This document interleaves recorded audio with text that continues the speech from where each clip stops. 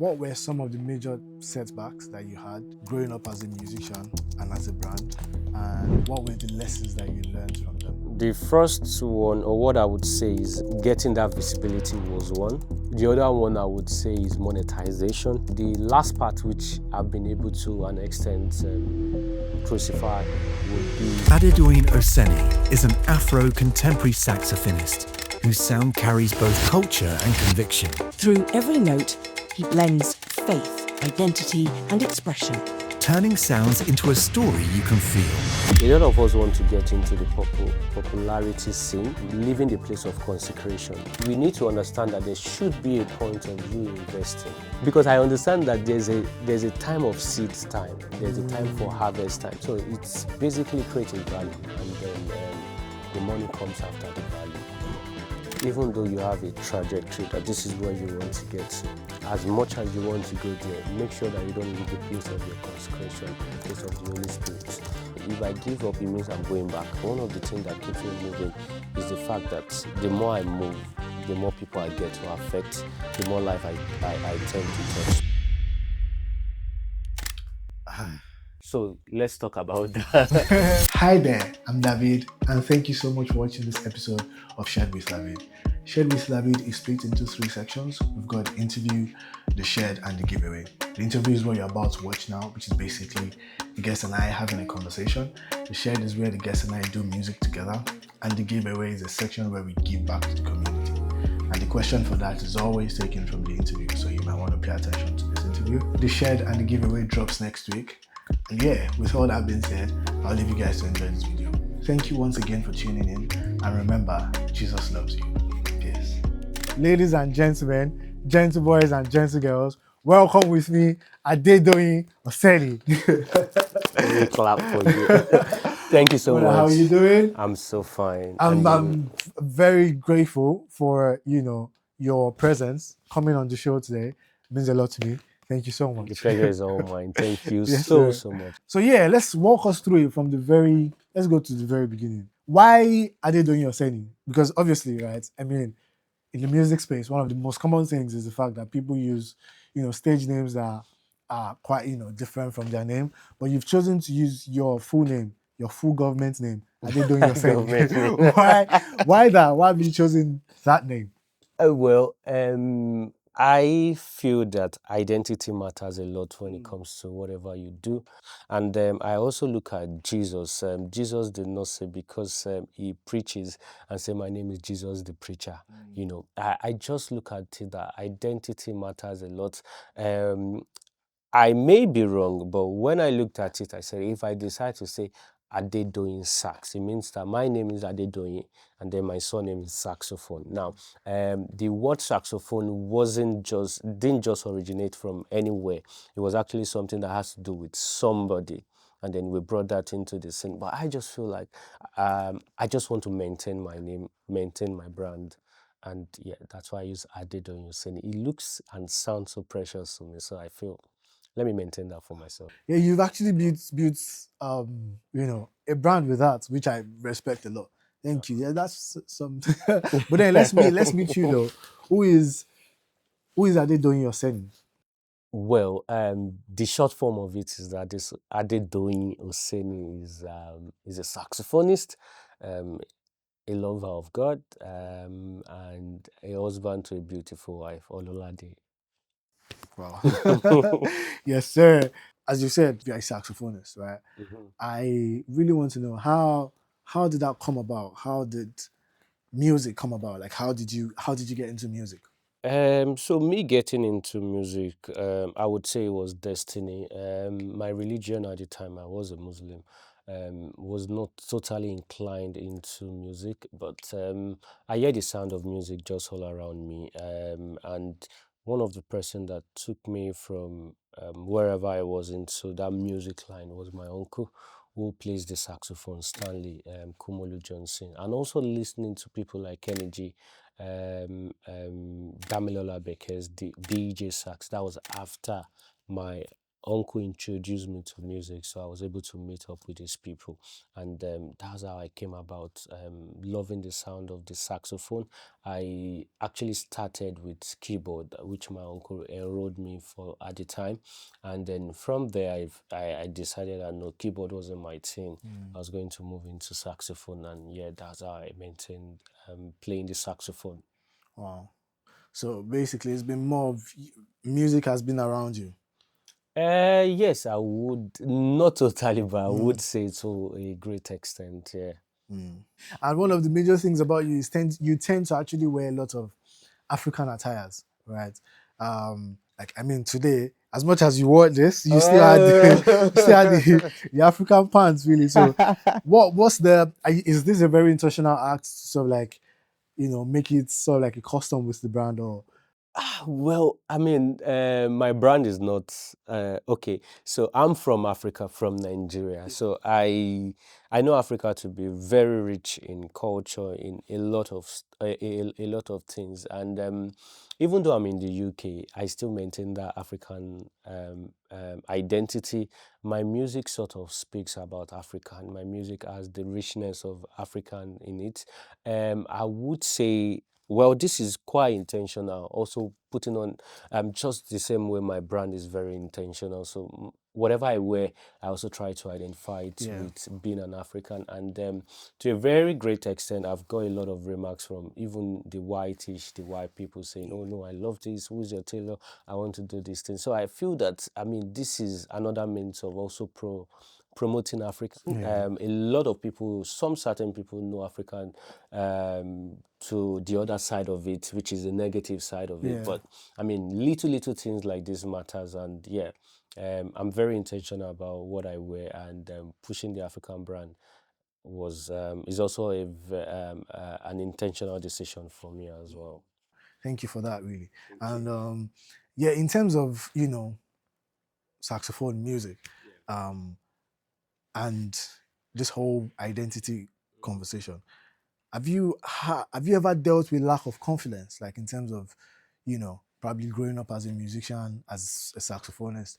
How were you able to handle that? Well, thank you for that. A lot of times I've had occasions like that. But something I put at heart is that if I don't do it, nobody will do it for me. And also is that another fact is that uh, people are particular about how you became successful. They are not particular about what made you fail. Why did you become a failure? People want to see why you are successful. So when I think about that, I put that behind my back, and I'm like, yeah, I'm going to give it all. I mean, getting at different stages of life, I've dealt with a lot of things that I should have given up on, but I just felt like, I mean, if I give up, there are quite a lot of people that are even looking up to me, and I also have a place I'm looking up to. So if I give up, it means I'm going back. I mean, that up there are not a lot of people there. So why do I want to stay down where we have bunch of people staying there, and then I also don't affect life? So I would say that one of the things that keeps me moving is the fact that the more I move, the more people I get to affect, the more life I tend to touch. So that mentality alone doesn't want to make me stay in a particular position. So I look forward to, you know what, we need to get this sorted. Either whatever it would take, let's give it a shot for it. And you are actually on a very, very quick trajectory to global recognition. As a matter of I fact, would I say mean, that. as a matter of fact, at this point, I don't even think trajectory is the right word. I think you're already even there. I mean, with bagging a lot of awards, one of the most recent Oh, ones is the Climber Awards for Africa Gospel Instrumentalist of yeah, the Year. yeah. I mean, I really want to know what has been the most important factor in getting to that stage in life, in your music journey, and what is something that you can tell me today that I can replicate in my own life and in the life of the viewers to be able to reach that height. To be candid, right, I can't say this is exactly what I did to get me to that position. But what I've been doing from day one is actually staying true to my identity. And that's the kind of music I do, the kind of style I do. And also having a lot of people who are supportive, because I don't know who Climber is initially, but I look at it and I'm like, oh, maybe it was Tajuddin that posted my work and Climber saw it, or maybe it was Antitunde, you know.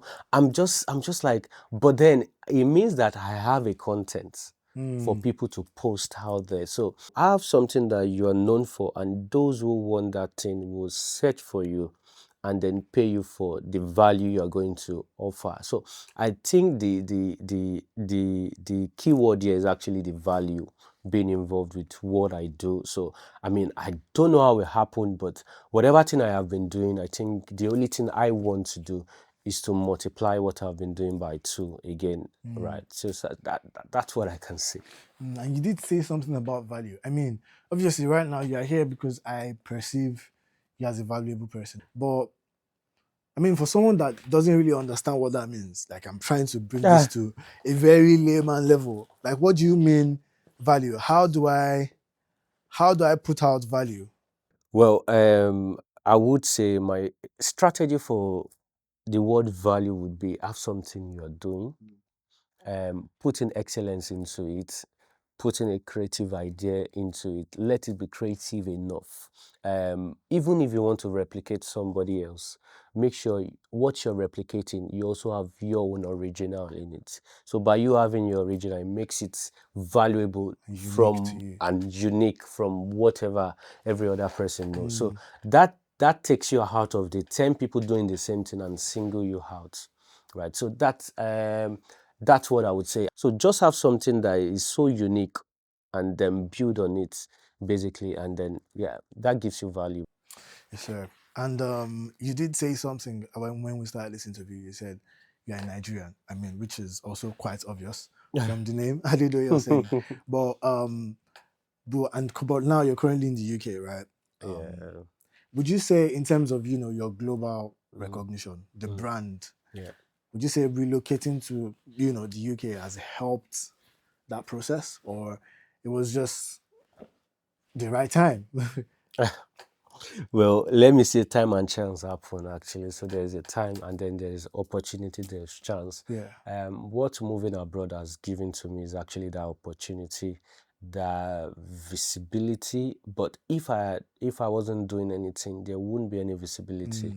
Right. It was when I got to the UK, I understand what they call global talent. And just by being on global talent, being my immigration being on global talent, has actually given me that mentality to say, guy, you are not just Adedoyin, you are a global talent Adedoyin Oseni. So that alone rewires my brain. So I would say little things like that are what has helped me to be able to have a little visibility that I have right now. One thing I would like to pick from what you just said is the fact that you're, I mean, obviously you were doing stuff, Yeah. were putting out as much content value as much as possible when you were back in Nigeria, but Yeah. coming here and being in this environment has sort of like changed your perception Yeah. of yourself, really. So it's, I mean, which is also very great. Just to Yeah. buttress what you're saying, Yeah. right? Yeah. Yeah. Like it's all about the mindset. Yeah. The You've just environment as well. has just Yeah. helped with that mindset, and then also because it's not just the environment; it's your decision as well. You Yeah. decided to change that mindset, change that perception of yourself, see yourself as a global talent, which has panned out in everything that we are seeing right now. Yeah. So I have this question about, when was the switch from, oh, I love playing sax, to I want to do this as a professional? So when I became a Christian, Yeah. my uncle took me to a church, City of David in Ireland in Nigeria, Lagos. Yeah. And the very first person that I met there was Uncle Dami, that's Damilola Bekes. And he asked me almost the same question. He said, Doing, why do you want to play saxophone? I knew that I wanted to play saxophone. Aside from worshiping God, I also want to get some money from it. Yeah. but I couldn't say it to him because I was like, this man is a spiritual man. It should not be like I'm talking about money. It would be like I'm very carnal, And I'm like, sir, To be honest, I don't know. He was like, you don't know, okay? He said for him, aside from using saxophone to worship himself, Yeah. worship God, Worship God. what the reason why he's playing saxophone is to be able to feed his family. And I'm like, okay, there's actually nothing wrong with playing saxophone, and I'm also feeding myself or feeding my family and all of that. So yeah, so not playing saxophone has moved from only being an hobby. It's an hobby for me, but is also a means to an end, which is a means to also create another means of income Yeah. for myself and also for my family. You did say something about having that struggle to, tell your mentor, your uncle, that you wanted to feed your family with a gift. Yeah. And it's actually also a major topic in the music scene, right? Because musicians tend to, I mean, there's this, we are trying to find a balance between doing this, for God and doing it as a profession, As a profession, really. yeah. So, how are you able to handle that? Let me paint a scenario, Yeah. right? Because I see that you are a professional. You're an art. You're an act that gets invited to birthday shows, concerts, gospel, all that stuff, really. So, and you're also playing church, Yeah. right? Like you worship in a church. So let's say, for example, right, your pastor in your church invites you for an event, right? I mean, obviously, you're saying, we can say in church you're probably giving your service to God. That's if I am. That's if you are. All right, but yeah, but then let me finish the scenario. We are still going to go back to that topic, but yeah, your pastor invites you for an event. How do you go about that situation? Okay, so I would say, firstly, is about the orientation and the mentality. A lot of us want to be like, oh, it's my gift, and yes, I need to monetize it. That's absolutely fine. And then there's another group that says, oh, it's my gift, and freely have I given, freely I'm giving back to God, and all of that thing. But what I did, so I would usually say there are two sides to myself. There is the service part, the church part, the gospel part, and then there is the professional part. All right, even the church part is professionalism in itself. But my own philosophy, this is quote unquote my own. I decide to say that what, saxophone was more of a call for me. Music was more of a call for me before I then look at it that, oh, I could make a living out of this, do professionalism and all of that. So what I do is that when it comes to church, I don't raise a charge. I mean, I don't think I have ever raised a charge to a pastor to say, pastor, this is your church, I'm coming. Is 1,000 naira or 1,000 pounds. No, I believe that I have been called for a time like this, so I go there. Either they pay me or not, it's an option for them. But what I say to churches is that when I'm coming, I'll ask them, do you want me to come alone, or are you requesting that I come with a band? Now, if I'm coming with a band, there's a price fixed because I have to pay for. We have to rehearse. There's fly transportation fee, logistics, and these people also, I mean, the UK opened my eyes to that. These people probably they work in the secular world and they have to maybe cancel their work or something just for them to be able to follow me down. So it means that I also need to pay for that time, right? So that is a different part. But if it is just me alone, I say to them, you know what, I'll come, whatever you want to do. That's absolutely fine. But quote and unquote, it is usually better off when I go with my team because we already understand what we are going to do. When I do P, they know what to play. But when you play with an outsider, you don't. But sometimes I look at it that this is the call which I have, which I'm still trying to, break out totally out of that. And then the other side is when I'm being called for a function because I also do the social part of it. If I do that a lot as well. So I have a red card. So it's all about, oh, I want you to come and play at this event. And my question is, for how long? What do you want me to do? And then I send you a red card. You choose which one is it for you. And then we discussed, okay, we finalize things and that sort it out. So there are two patterns, there are two ways to it. But like I said, this is a personal philosophy for me. It doesn't mean that this is the acceptable way, Yeah. but this is how I have been living, and my conscience has feel so great with it. So yeah, I'm fine with it. Thank you for breaking that down. Because I mean, this is Mm. because we tend to we are in a world, a space where, because of the fact that this is your calling Mm. and you are under probably a ministry Yeah, or a man of God, yeah, as much as you honor that person, yeah, there is also a tendency that they might want to take advantage of that, yeah. Of course, right? of course. And being called for a function by supposedly your Yeah, leader, yeah. your someone that you're under. How do you go about that situation? How do you present your charge? So I would say that, you see, that is a risk to take, basically. I've done okay, so let me say it this way. If my pastor, for example, calls me that, Adedoyin, I want you to, my present pastor, which is Yeah. Pastor Musa Bako in the UK, Victory Assembly, if he calls me and say, Adedoyin, I want you to come and play at this event, all I would say to him is that, yes, sir. Now, Pastor has invited me for a function for me to play before.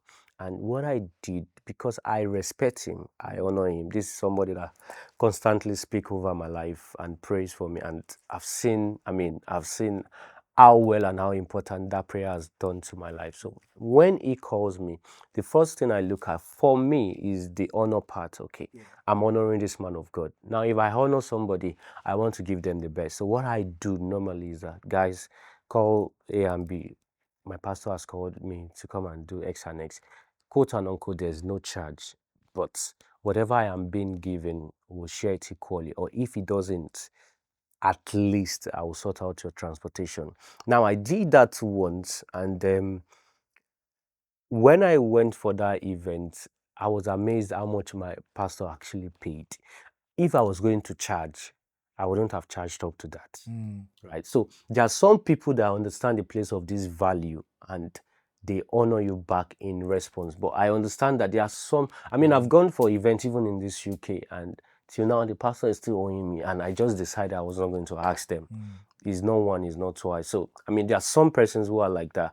But what I have done for myself is that wherever I go and I notice that I'm not being honored, maybe I went there the proper way I should be taken care of, maybe at least sort out my transportation, and then I saw that, okay, this did not happen. I think that has actually happened once.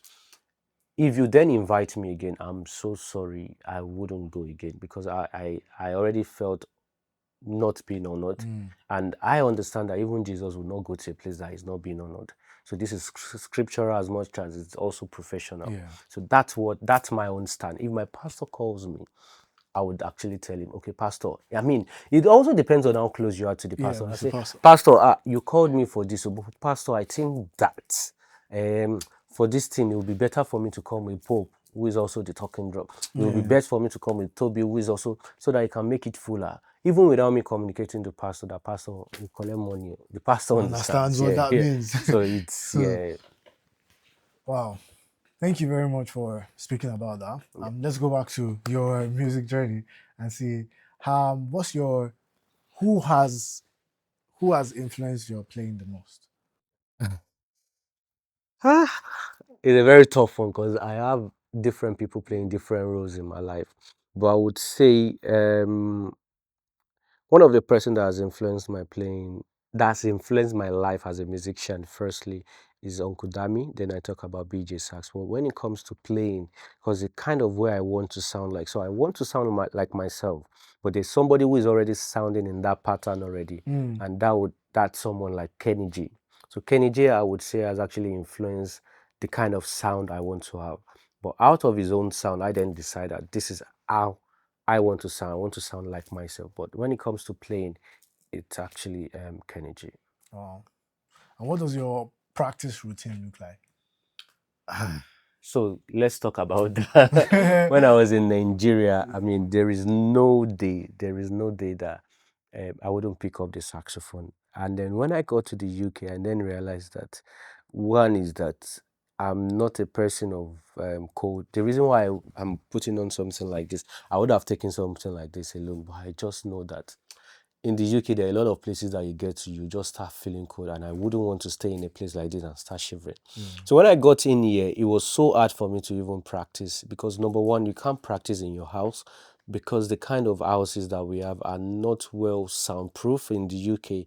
So when you play, you are disturbing another person. In fact, I recently had so lately my wife did a surprise for my birthday in August and called some friends, about I think 10, 15 people, and because it was around 7 o'clock in the morning, the next beat we had was we got a letter, I think it was like 3 days later, from the council, and they tagged it noise, something noise pollution, noise something, and live band and loud music. So it was more or less like a warning. So I mean, in a city like that, it's not a place that you can. In Nigeria, I rehearse in my house. My landlord lives opposite me. He never complained.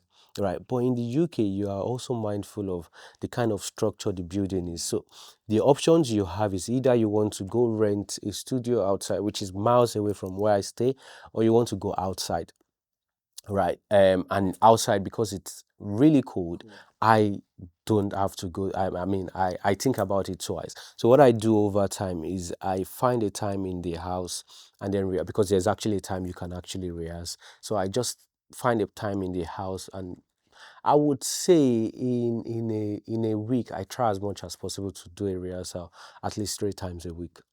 And that's always been my routine, at least, because I also understand that if you don't do anything to these fingers, they go. I mean, yeah, and you also want to improve what you give your audience yesterday. You don't want to give them today. You don't want to give them tomorrow. So it lies in how well you rehearse. And sometimes it doesn't necessarily have to be you also having to play. You could do mental rehearsals. Yeah. You did say there's a time that you do it. Can you share that time with us? Oh yeah, so if I'm not mistaken, because I had to call when I got this letter, I had to call the council, and I asked them. I said, "I've been in this house.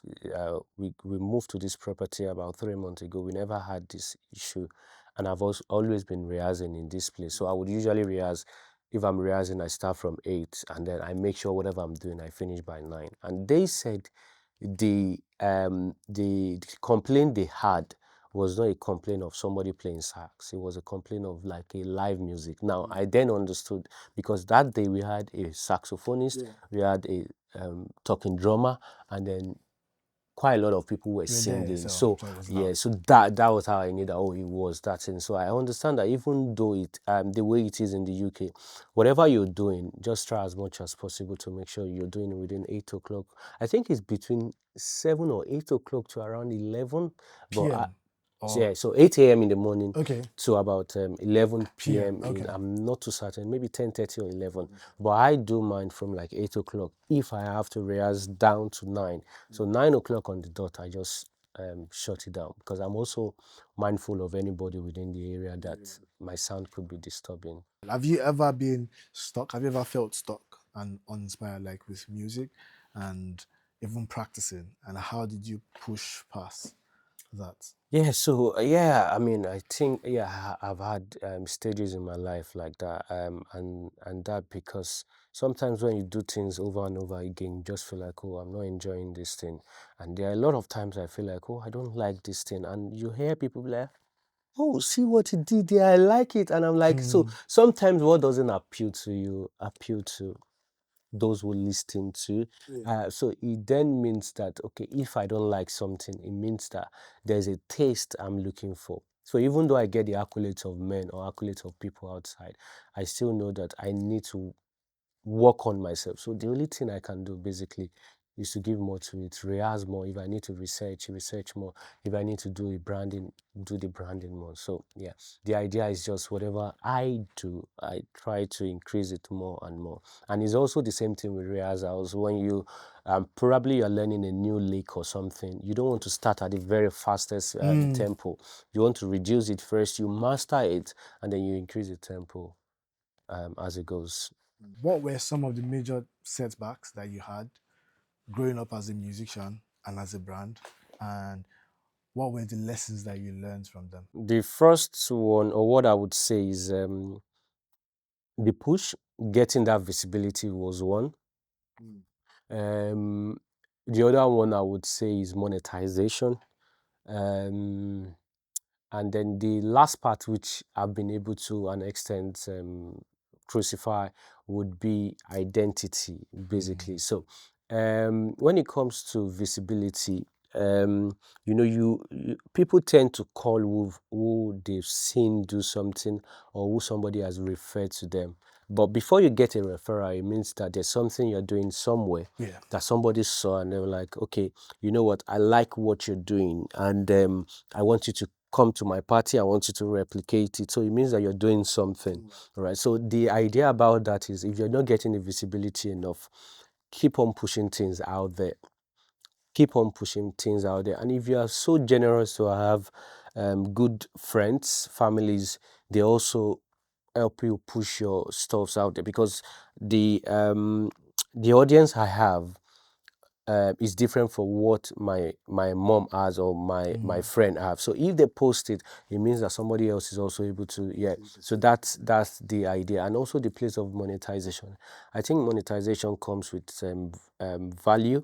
There are a lot of things that I couldn't do last year because of money, quote and unquote. To a large extent, I've been able to do them to an extent this year, because I've a little bit added value to myself over time, and this value has been able to be converted into Doors. opening doors, and also converted into money. And then you are able to also push. And then there are sometimes that it's not even about the cash money itself. The money could be another person that could open a bigger door for you, just for you to get into, which is access. So this, I mean, it's they all going interchangeably, they enter into themselves. So you have a content, you push your content then brings you before other people, and they see your work, they also push it, open other doors to you, for you. And while all of this is going on, you're also getting the money, the monetization part of it on the other side, because that is why a lot of us who are creative are also doing this. Aside, I mean, let's forget the fact that we want to touch lives, which is fine. We want to worship God, which is absolutely the origin of all of it. We also want to get the money into it. I mean, this clothes I'm wearing, even though my wife bought it for me, it was money. It was bought. Yeah, it was bought with, With yeah. money, So yeah. yeah, that's it. Last one, you said visibility, monetization, and The identity. the But, identity. Obviously, you've nailed the identity. And then so for visibility, one thing I've really, just picking from what you said, is consistency. So keep putting out your content, keep putting out stuff. That's what you're saying. Yeah. And that is going to, create more visibility for you. Yes. Right. And I've seen with your, apart from the content, apart from the visibility, there is a level, like a number of clientele and network and access that you've been able to have or accumulate over the years. Is there a strategy? How did you go about that? So if okay, I want to try to code it, but again, let me just be open about Yes, it. please. Yeah. Because I've had a lot of people ask these questions, and to be candid, the truth of the matter is that it still boils down to you having a value. So a friend of mine, an MC, was talking to me about the first time he met me. And while we were playing at the event, he said the event planner came and said, I don't see saxophonists. I don't see my saxophonist. That this guy is good, giving me. So it means that this person is obviously using somebody, but the person is not giving them what they want. But in the absence of not having an alternative, they stick to them. But when they got to meet me and they saw what I could do, listening to me, and then she was like, oh no, this is what I want, different from what we've been getting. So it means that when this person have another event, obviously they won't want to call that other person. It would be myself. And what I also look at is that the same way I'm also doing something, there are some other persons I look up to, and I feel they're doing better than what I do. So what I do as personally for myself is also to daily improve on myself. All right. So when you do all of these things, for example, the little things like, oh, doing the event, what I ask my client is that what time is the event? I don't ask them what time do you want me to be around. So I ask them what time is the event, and if you tell me your event is for 2 o'clock, I try to get there at most 1 hour before time so that I can also do a setup. Wow. Most of the time I get there 2 hours, 3 hours.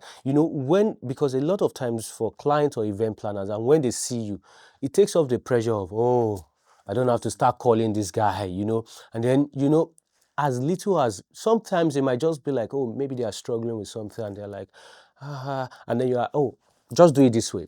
That kind of a thing means that, oh, this guy, aside from the saxophone, he also have value to give to me. But it's not even that. But the major idea about this thing is that do things when you have a client, do what you can to make sure that you nail them. Be sincere with your price. Don't, cut corners with them. Tell them this is what you want to do, and tell them how many hours you want to play, how many minutes you want to play for. Stick to it. They would usually come back to say, oh, I love what you did the last time. Do it again. One of the things that I have not tried to inculcate, I've seen quite a number of persons doing it, is that people ask for feedback and be like, oh, do us a video and all of that. It makes sense. This is another thing that I also look at that, okay, I could inculcate that into my personal life, but I haven't done that. But maintaining client basically deal with giving your best into it, whatever it will cost. Now, the reason why I said I didn't want to open this out, because there's no way I want to talk about this freely that I won't have to mention a case scenario. So I remember my first event in the UK, and I think they said they wanted saxophonist to play while the celebrant was coming in, which was going to be for about I think it was just a birthday, basically. I can't remember the price then. Either it was £95 or £105. And then they want a saxophonist. But because I knew that I wanted to create a good identity and a good brand for myself, and this was my first event in the UK, what I did was to call a keyboardist and ask the keyboardist, okay, these people, this is what they want. They want a saxophonist, and this is the price they want to pay. One thing I like doing is being sincere with my team. So this is the price they want to pay. Somebody referred you, because that's the first time I'm also meeting a guy. How much is your bill? And this guy was so nice enough, and he was like, oh, the same amount that they want to pay me, that's his own price. I'm like, bros, this is how much this client is paying me now. He was like, that's my charge. I said, okay, that's fine.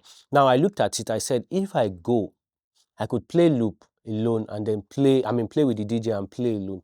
But because that's not the kind of identity I want for myself, I wanted to build myself. So I said, you know what? I looked at it at the point of investment. Let me invest this money into this thing. Sometimes I realize that it's not every time you need to make money out of something. Sometimes you just need to push the money out there, make it like an investment. So I called the guy and I was like, okay, you know what? Come, let's do this gig together. And then I gave him the money. We did the event, and he only took somebody at that event to post me on their story. Now, this person doesn't know who I am, doesn't know my name, did not tag me, right? They just posted it. And somebody who wanted to do like a 60th birthday for their mom saw the video and like, I've been looking for a saxophone that can run like a band. Understand that this was just saxophone and keyboard. And then she was like, oh, I've been looking for a saxophone that can run like a band, and asked the person that posted her, do you know this person? The person was like, oh, I don't know him. He was at the party that I was. Okay, can you help me get the details? And then one way or the other, they got the details in. Now, she got in touch with me and he was like, oh, what I saw you do was a keyboard and a saxophone. What I want is a full band, saxophone live band, lead like live band. I'm like, to be sincere, I haven't done this in the UK, but I've done this over time in Nigeria, and I can replicate the same thing.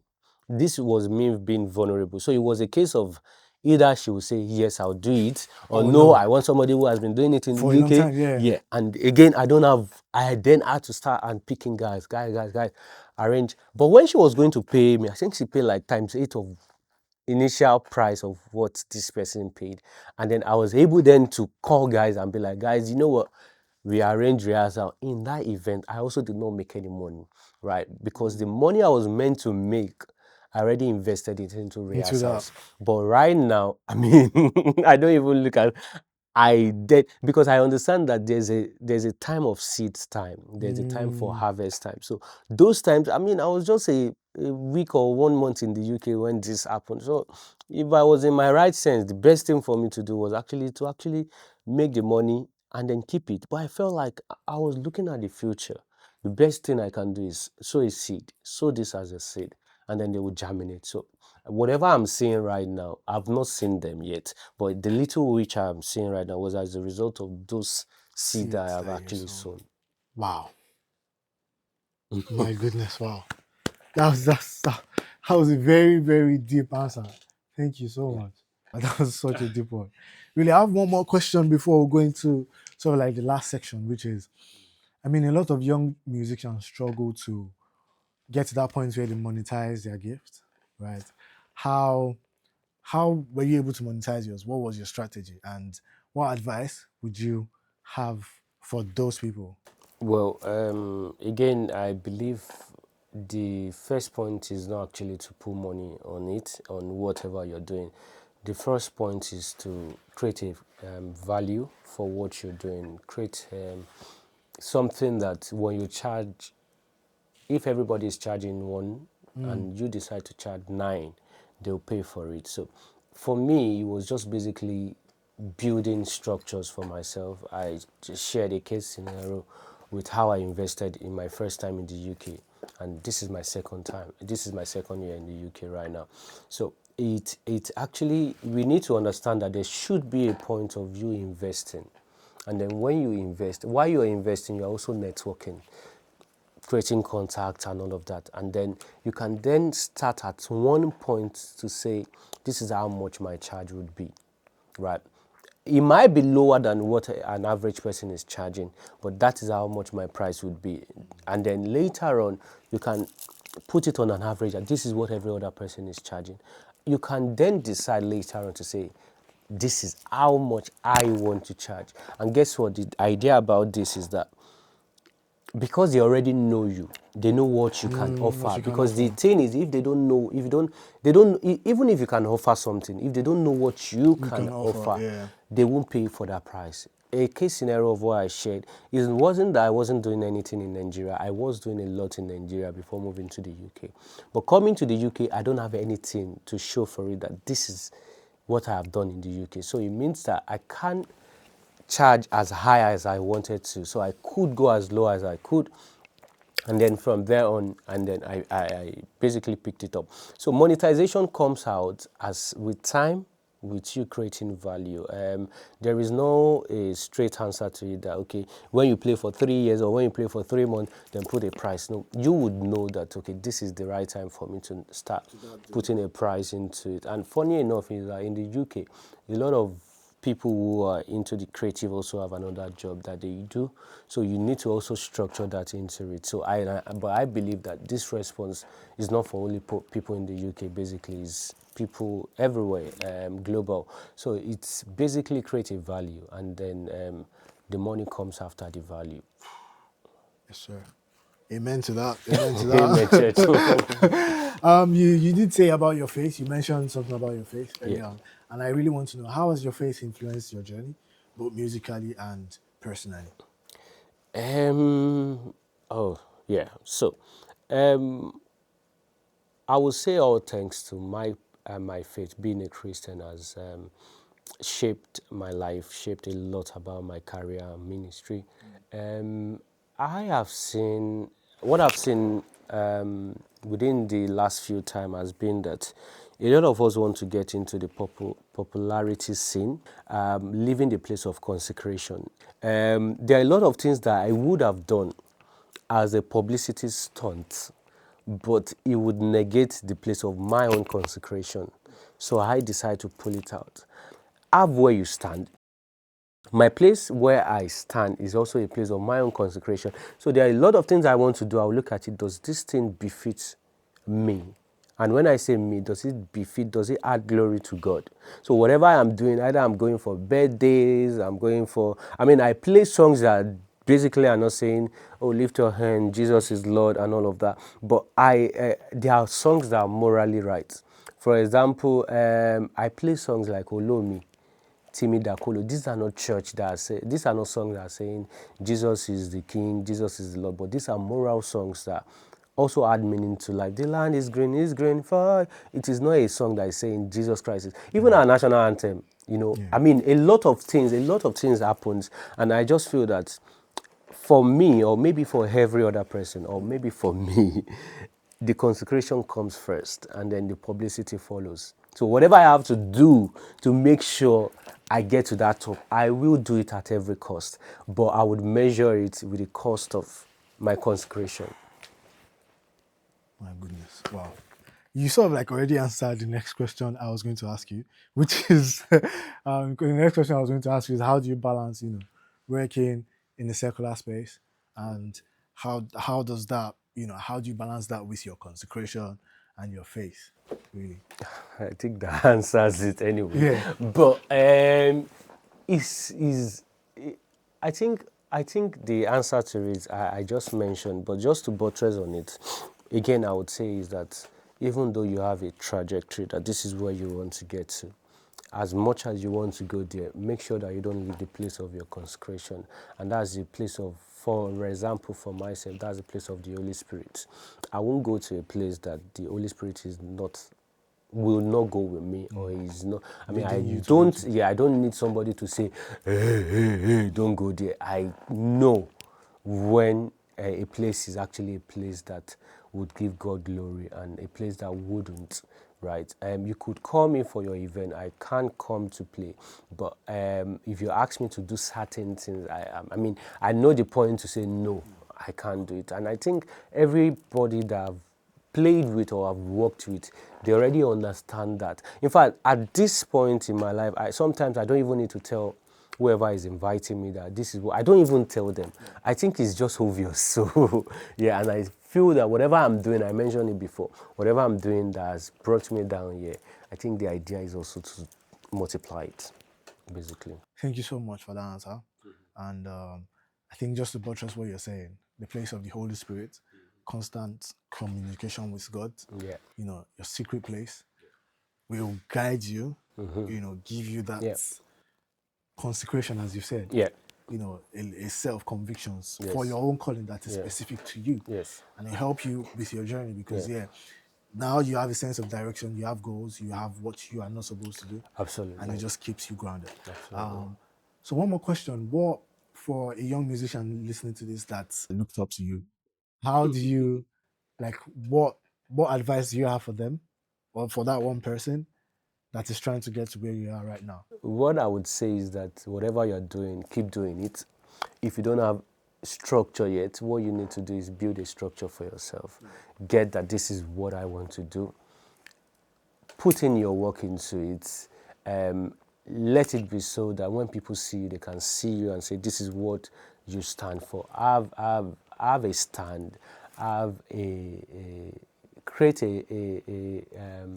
what would I say now? Have a unique selling point and keep pushing yourself. It might only take a time. The word I would say is that though it tarry, it would definitely come. People who would pay you for what your value is would definitely come. You might not be paying off right now, probably because you haven't gotten that visibility, but keep pushing and keep pushing. Don't relent. You'll get there definitely. Yes, sir. So we have a closing transition. First of all, before we go, the last guest left a question for you. And the question is, what is your dream gig? I have. Okay, yeah. So I've always, since this was announced, I think it was Elon Musk that announced that they were going to do some things in the space. I'm like, it won't be bad though. If I also get to be the person that will be performing glory, that will Glory be to God. performing Up in there. the space Wow. up there, right? It wouldn't just be a case that people just go there, go and see. You should have people welcoming you down, and then you're eating, you have the performance. Wow. Yeah, so That would think be that that's your should dream be- gig. Wow, come on, come on, that's crazy. You have to leave a question for the next guest. Ah. So, I what don't question have. do you have for the next guest? What would you like to ask the next guest? I would want to say. So, yeah. Wow, Please. wow. Okay, that's a very deep question. Oh my God! Wow. I think so. Thank you so much. Thank you. The pleasure is mine. Thank you so much. Mr. Adedoyin Oseni, thank you so much for coming on Shared with Dahveed. Pleasure is But mine. before we go, I would like to first congratulate you on everything you've done, all you've won, all you've been able to achieve. The project you've been able to put out, Marlo, is currently streaming. Thank you so much. Thank you. Ladies and gentlemen, this is Adedoyin Oseni. And yeah, we've got a shed coming up. We've got a shed coming up. We've got one. Shared with Dahveed featuring Adedoyin Oseni Yeah. in yeah, collaboration with The Church Boy. Yes, sir. You guys don't meet this. Come on, I just oh my! I really can't wait. I really can't wait. Yeah. Like, share, subscribe. Like, share, subscribe, guys. The shed is Nice one. coming. Come on, next week. Let's go. Yes, sir. Hi, guys. I'm back again. I really hope you enjoyed that video, and I hope you learned something from it. Really, that was such an insightful conversation. I'm really grateful to Adedoyin Oseni for coming on the show. As we said, we are going to be dropping a shed next week in collaboration with the Church Boys. This one is quite different, and I really can't wait to show you guys. Generally, I'm just really trying to stay cool. I'm trying to stay cool. So it drops next week, Wednesday, both on YouTube and on all streaming platforms. So if you've not subscribed, I don't get it. What are you waiting for? Subscribe. And next week we are going to be giving out £50 to a community member to help them in the process of acquiring their next music gadget or creative gadget or whatever it is that might help with their creative process, recording, practice, rehearsals, whatever it is really. We just want to be able to help with that process by giving this sum of money. And the reason why we are actually even doing that is because we've just thought, instead of getting a gadget or a product that you might not necessarily need at the moment, why not help in the process of getting what you need and what you're already working towards. So I guess that explains it. But thank you so much for watching this video. Thank you for being a part of this. Thank you for making this a success. See you guys next week, and remember, Jesus loves you.